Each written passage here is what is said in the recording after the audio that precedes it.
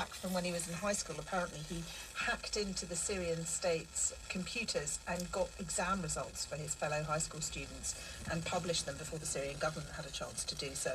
And these young men were protesting at first anonymously, and they became citizen journalists in effect, because nobody was covering what was going on in their city, and they felt that these were historic times. They began to record and video and photograph what was going on and upload this material onto social media, and Hamoud was one of the leading guys doing this under a false name in the beginning. Once Raqqa was liberated from the regime, or once the Syrian government lost control of Raqqa and a whole medley of groups took over, they started using their names online. International media began picking up their material.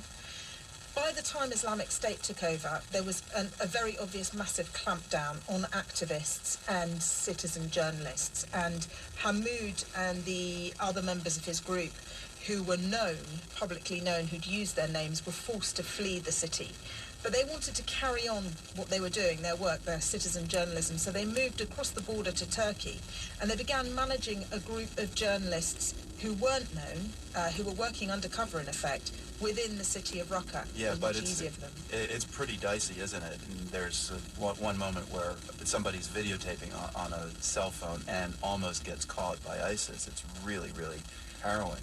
It's very dangerous what they're doing, but they lost somebody quite early on. One of their founding members was caught by ISIS going through a checkpoint with a laptop full of incriminating evidence, and he was executed. And it came as a massive blow to the group, and they started taking huge measures to cover themselves. So Hussam, one of the main men in the group, was filming an execution in Raqqa, and an ISIS guy came up to him and said, "What are you doing? Let me see your phone." Very luckily, they have very clever ways of hiding everything they do behind sort of different kind of walls within their mobile phones, so it's impossible to access unless you have very specific passcodes. So all this ISIS man could see were photos of al-Baghdadi, the ISIS leader, and other jihadist songs and speeches, and so he got away with it. But it was pretty hairy. So as you say, Hamoud and his friends